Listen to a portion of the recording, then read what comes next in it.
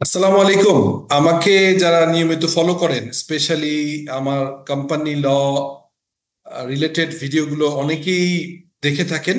Specially professional ইনস্টিটিউশনে যারা লেখাপড়া করছেন, স্পেশালি চার্টার অ্যাকাউন্টেন্সি পড়ছেন, তো অনেকেরই কথা, স্যার আপনার প্লেলিস্ট দেখে, আপনার কোম্পানি লর সেকশনগুলো দেখে কিন্তু আমরা আপনার পাশ করে ফেলি, আমরা হচ্ছে আমাদের সিএ এক্সামগুলো পাশ করে থাকি। তো সেই অর্থে আসলে আমরা আপনার একটা কোশ্চেন প্রায় করে থাকেন, সেটি হচ্ছে যে আহ, আপনার ভিডিওগুলো অনেকদিন পাই না। তো আমি মনে করছি যে আজকে একটা অত্যন্ত ইন্টারেস্টিং টপিকস নিয়ে কথা বলবো। আমরা জানি যে উইন্ডিং আপ কোম্পানিগুলো বাংলাদেশে অলমোস্ট ধরেন 3 লাখের কাছাকাছি কোম্পানি আছে। এই কোম্পানিগুলোর ভিতরে মোস্টলি অ্যারাউন্ড ধরেন 25-30,000 বা আরেকটু বেশি এখন হচ্ছে 40 মতো, যারা নিয়মিত অডিট করান, তারপরে হচ্ছে অ্যানুয়াল জেনারেল মিটিং করে আরজেসি রিটার্ন দেন, ট্যাক্সের রিটার্ন দেন। এই সংখ্যাটা ট্যাক্সের হিসাবে একরকম, আরজেসির হিসাবে একরকম। বাট একটা বড় সংখ্যক কোম্পানি তারা আসলে রিটার্ন সাবমিট করেন না, তারা উইন্ডিং আপ ও করছেন না। তো এখন আমরা কোম্পানি আইনের যে সেকশনগুলো আমি নিয়মিত আলাপ করে আসছিলাম, সম্ভবত 100-র কাছাকাছি সেকশনে এসছি এবং বিভিন্ন কেস স্টাডি ডিসকাশন করছি। আজকে মূলত উইন্ডিং আপের যে সেকশনগুলো, সেকশন 234, 234 থেকে 446 পর্যন্ত হচ্ছে মূলত উইন্ডিং আপের সেকশনগুলো আছে এখানে। আজকে উইন্ডিং আপের তো আপনারা জানেন যে উইন্ডিং আপের অনেকগুলো অংশ আছে। তার ভিতরে আপনারা আহ, আমি যদি আরেকটু রিক্যাপ করি, আপনাদের আগেও বলেছিলাম, সেটি হচ্ছে যে আমরা সেকশন যদি ধরি, তাহলে প্রথমেই আপনার উইন্ডিং আপের যে চ্যাপ্টার, এই চ্যাপ্টারটা হচ্ছে আপনার আহ, পঞ্চম খণ্ড হচ্ছে উইন্ডিং আপের ডেফিনেশন পদ্ধতি বলা আছে। সেই পদ্ধতিতে আমরা দেখতে পারি আদালত, আদালত কর্তৃক হচ্ছে অবলুপ্তি, আদালতের সরকারি লিকুইডেশনের নিয়োগ করা, সরকারি লিকুইডেটর নিয়োগ করা। আরেকটা হয় আদালতের সাধারণ ক্ষমতা, আদালতের অসাধারণ ক্ষমতা, এভাবে ভাগ করা আছে। তো আমরা জানি যে supervision of under the code হয়, এবং স্বেচ্ছা উইন্ডিং আপ হয়। স্বেচ্ছা উইন্ডিং আপটা নর্মালি শেয়ার হোল্ডাররা করতে পারে, ক্রেডিটররা করতে পারে, হ্যাঁ এই ধরনের, এবং সাধারণ সদস্যরা করতে পারে। এগুলো সাবসেকশন আছে, পাওনাদার কর্তৃক আছে।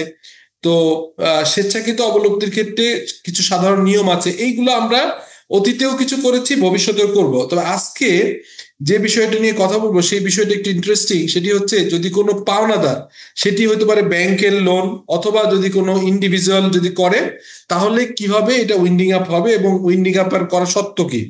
তো আমরা জানি যে উইন্ডিং আপ হচ্ছে একটা কোম্পানি, যেহেতু একটা লিগ্যাল পার্সন, একটা আর্টিফিশিয়াল বডি, সেই অর্থে একটা কোম্পানির দায়বদ্ধতা তৈরি হয়। সে যদি কারোর থেকে লোন নেয়, কোম্পানির পক্ষে ম্যানেজিং ডিরেক্টর, চেয়ারম্যান, বোর্ড ওনারা কাজ করেন, কিন্তু কোম্পানি ইটসেলফ তখন কিন্তু দায়বদ্ধ হয়ে যান। তো দায়বদ্ধতার কারণে আমরা নিশ্চয়ই খেয়াল করে থাকবো যে কোম্পানি যখন দায়বদ্ধ হন, তখন কোম্পানির কিন্তু এটাকে পরিশোধের বাধ্যবাধকতা আছে। সো কোম্পানি যেহেতু লিগ্যাল পার্সন, এবং কোম্পানি যদি ঋণ পরিশোধে মানে অক্ষম হয়, তাহলে কিন্তু এটা উইন্ডিং আপ হয়ে যেতে পারে। তো উইন্ডিং আপ করবার ক্ষেত্রে উইন্ডিং আপ যোগ্য কিনা, মানে উইন্ডিং আপ করতে হবে কিনা, এই এই ক্ষেত্রে কয়েকটা টেস্ট আছে বা কয়েকটা চেক করতে হয়। তার ভিতরে আমরা যারা অ্যাকাউন্টেন্ট, আমরা জানি গোয়িং কনসার্ন একটা ইস্যু, গোয়িং কনসার্ন ইস্যু, অর্থাৎ একটা কোম্পানির কন্টিনিউ করার, একটা বিজনেস কন্টিনিউ করার সক্ষমতা আছে কিনা। এখন অনেকে বলতে পারেন যে আমরা গোয়িং কনসার্ন টেস্ট যেভাবে করি বা কোম্পানি লিকুইডেশন টেস্ট যেভাবে করি, সেটা করতে গেলে আমাদের দুইটা জিনিস দেখতে হয়। একটা হচ্ছে একটা কোম্পানি তার অপারেশন ঠিক রাখতে হবে, প্রথম কন্ডিশন। এখন কোম্পানির যে অপারেশন ঠিক রাখতে হয়, কোম্পানির অ্যাসেট আছে 100 কোটি টাকা, লাইবিলিটি আছে 90 কোটি টাকা, বা লাইবিলিটি 95, 100 কোটি, 120 কোটি, কোনো ব্যাপার না। অ্যাসেট আছে 100 কোটি টাকা, লাইবিলিটি আছে 120 কোটি টাকা, সমস্যা নাই। এটা হলেই যে উইনিং হবে তা না।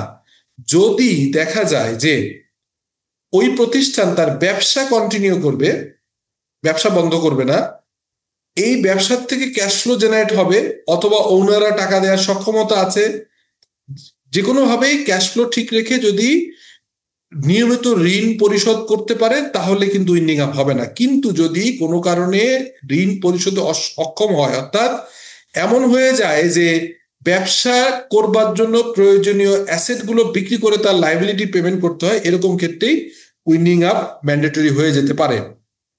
এটা একটা টেস্ট, তার মানে গোয়িং কনসার্ন টেস্টের বেসিসে উইন্ডিং আপ হতে পারে। আর একটা হইতে পারে স্টেটমেন্ট অফ ফাইন্যান্সিয়াল পজিশন বা ব্যালেন্স শিট, সেখানে যদি আমরা দেখি যে লাইবিলিটি কন্টিনিউয়াসলি প্রতি বছর কোম্পানি লস করতে করতে এবং ব্যাংক ঋণ নিতে নিতে অ্যাসেটের থেকে লাইবিলিটি অনেক হারে বেড়ে যাচ্ছে। তো অ্যাসেটের এগেনস্টে যদি লাইবিলিটি অনেক বেড়ে যায়, তাহলে যে সমস্যাটা হবে সেই সমস্যাটা হবে হচ্ছে এরকম, অ্যাসেটের এগেনস্টে যদি লাইবিলিটি অনেক বেড়ে যায়, তাহলে প্রবলেমটা হবে হচ্ছে যে আপনার এইখানে আমরা ফাইন্যান্সিয়াল পজিশনটাকে আপনার অ্যাসারশন করতে হবে, যে এইটাকে দেখতে হবে যে কি পরিমাণ লাইবিলিটি বেড়ে গেছে। এখন আপনার কোশ্চেন হতে পারে যে লাইবিলিটি 100 কোটি টাকা আছে, অ্যাসেট আছে 90 কোটি টাকা, এই অ্যাসেটটা কি বুক ভ্যালুতে আছে, অর্থাৎ আমরা কি রিভ্যালু মডেলে যাব নাকি কস্ট মেথডে যাব, তখন এই জায়গাগুলো অ্যাসারশন করা বা এটাকে সেট করা একটু কঠিন। ম্যানেজমেন্ট হয়তো একরকম দাবি করছে, কিন্তু তখন আমাদের ভ্যালুয়েশন করতে হয়। ভ্যালুয়েশন করে আমাদের দেখতে হয় যে যে পরিমাণ লাইবিলিটি আছে আর অ্যাসেটটা রিভ্যালু করলে, ভ্যালুয়েশন করলে, প্রপার অ্যাপ্রোপ্রিয়েট অথরিটি ভ্যালুয়েশন করলে, তাহলে এটা আসলে গোয়িং কনসার্নের প্রবলেম হয় না এবং ঋণ পরিশোধের সক্ষমতা আছে, ব্যবসাও চলবে, অ্যাসেটের ভ্যালুও মার্কেটে বেশি আছে, সেরকম হলে আর হচ্ছে আপনার উইন্ডিং আপের প্রয়োজন হবে না।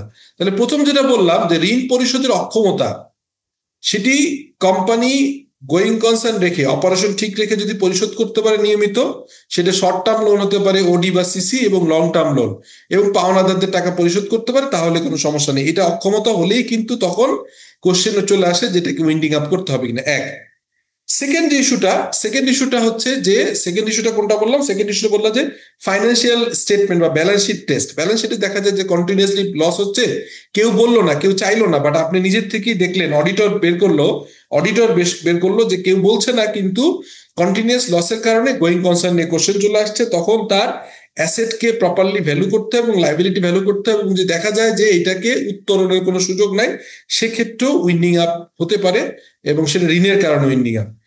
এবার আমি থার্ড যেটা বলবো সেটা হচ্ছে যে, আমরা অনেক সময় যেটা হয় যে ব্যবসা ভালো চলছে, টাকা পয়সাও আছে, ঋণের সক্ষমতা আছে, কিন্তু কোনো কারণে কোম্পানি ল্যাথারিজম করে, পেমেন্ট করছে না। এরকম ক্ষেত্রে স্পেসিফিক সেকশন কোম্পানি আইনের সেকশন 242, এখানে বলা আছে যে কোম্পানি ঋণ পরিশোধে অসমর্থ হবার ক্ষেত্রসমূহ। এখানে বলা আছে যদি কোনো কোম্পানি সে বাকিতে প্রোডাক্ট কিনেছে অথবা ঋণ নিয়েছে, এই অ্যামাউন্টটা স্পেসিফিক, অর্থাৎ 5,000 টাকা বেশি, 5,000 বা তার থেকে বেশি, 5,000 টাকার বেশির কোনো পাওনা যদি কোনো পাওনাদার রেজিস্টার্ড ডাকযোগে আপনার কাছে দাবি করে যে আপনি টাকাটা আমাকে দেন, আপনি এগ্রি করেছেন, কারণ ওই কোম্পানির এমডি, চেয়ারম্যান, বোর্ড অথবা সিএফও এগ্রি করেছে যে একজন ব্যক্তি বা প্রতিষ্ঠান আমার প্রতিষ্ঠানের কাছে 5,000 টাকা বা তার অধিক অ্যামাউন্ট পাবে, আমি অ্যাকনলেজ করেছি, এটাকে আমি কনফার্ম করেছি, কিন্তু টাকাটা দিচ্ছি না, সেরকম ক্ষেত্রে পাওনাদার আপনাকে রেজিস্টার্ড ডাকযোগে যদি আপনার কাছে নোটিশ পাঠায় এবং এই ঋণটা যদি 3 সপ্তাহের বেশি সময় ধরে আনপেইড থাকে, এটাকে পরিশোধ করা না হয়, তাহলে কিন্তু আপনাকে এটাকে উইন্ডিং আপের যোগ্য হবে। কোর্ট কিন্তু এটা উইন্ডিং আপের জন্য ঋণগ্রস্ত হয়েছে এবং ঋণ পরিশোধের ব্যর্থতা হওয়ার জন্য কিন্তু আপনার হচ্ছে আদালত ভার্ডিক্ট দিতে পারে। তবে এখানে একটা ব্যাপার, আদালত কিন্তু দেখবে যে আপনার শত্রুতা করে, অথবা আপনি অ্যামাউন্ট কনফার্ম না, অথবা এই ঋণ পরিশোধ কোম্পানি করতে পারে, কিন্তু আননেসেসারি আপনি একটা নোটিশ দিয়েছেন এবং এটা একটা ফেক ডকুমেন্ট বা এমনভাবে তৈরি করেছেন যে 3 সপ্তাহ কোনোভাবে কেটে গেছে, এরকম হলে আদালত ভার্ডিক্ট দিবেন। অর্থাৎ আদালতের ভার্ডিক্ট আনতে হলে প্রথম হচ্ছে ঋণ বা লোন বা পাওনাটা কনফার্ম হতে হবে, বোথ পার্টি এগ্রিড হতে হবে, এবং এইসব সমস্ত কন্ডিশন হওয়ার পরও যদি বোঝা যায় যে কোম্পানি ইচ্ছা করে এই ঋণ পরিশোধ করতে গড়িমসি করেছে বা লেথারিজম করেছে বা ইচ্ছা করে করে নাই, সেরকম ক্ষেত্রে আদালত দিতে পারে, একটা ইস্যু। আরেকটা হচ্ছে যে ভবিষ্যতের কোনো দায় তৈরি হয়, যেটাকে আমরা অ্যাকাউন্টিং এর ভাষায় বলি কন্টিনজেন্ট লাইবিলিটি। সো দেখা যাচ্ছে ব্যবসা চলছে, অ্যাসেট আছে, লাইবিলিটি আছে, প্রপার আছে, বাট সে এমন একটা কাজ করেছে, সেটা লিগ্যাল অব্লিগেশন অথবা কনস্ট্রাকশন অব্লিগেশনের কারণে ভবিষ্যতে বড় ধরনের একটা বিপদ আসবে, বড় ধরনের পেনাল্টি আসবে, অথবা একটা দায় পরিশোধ করতে হবে, একটা গভর্নমেন্ট কন্ট্রাক্ট নিয়েছে, লিকুইডেশন ক্লজ আছে, সে প্রপারলি কাজটা হ্যান্ড ওভার করতে পারবে না, এরকম ক্ষেত্রে যদি ভবিষ্যতের দায় আসে সেটাকে অগ্রিম বিবেচনা করে সাধারণত আদালত এরকম কোনো রায় দেয় না।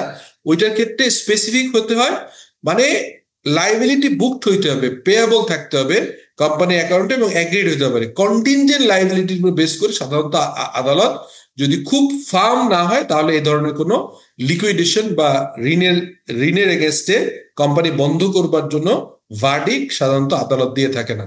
সো আজকে একটা ওভারঅল আলাপ করলাম আপনার হচ্ছে ঋণের কনসিকুয়েন্স। আমরা অনেক প্রতিষ্ঠান দেখি ব্যাংক লোন নেয়, ক্রেডিট কার্ড লোন নেয় বিভিন্নভাবে নিয়ে, অথবা পাওনাদারদের এটা খেয়াল করে না। কিন্তু এইটা না খেয়াল করার কারণে যে প্রবলেমটা হতে পারে সেটি হচ্ছে যে এরকম যদি চলতে থাকে একটা পর্যায়ে কিন্তু ওনারা যদি প্রপারলি এই অ্যামাউন্টটাকে কনফার্ম করতে পারে, আপনার থেকে কোনোভাবে অ্যাকনলেজ নিয়েছে যে আপনি টাকা পাবে আপনার কাছে, এবং আপনি এইটা প্রপার ওয়েতে নোটিশ পাঠিয়ে দিয়েছে, এটা ক্লেমটা করেছে রেজিস্টার ডাকযোগে, এবং 3 সপ্তাহ আপনি পেমেন্ট করেন নাই, এরকম ক্ষেত্রে কিন্তু আপনার এটা কোর্টে।